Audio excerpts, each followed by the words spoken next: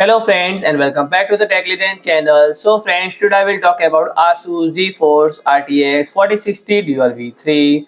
So friend, ASUS is launching a third version of its RTX 4060 Dual graphics card.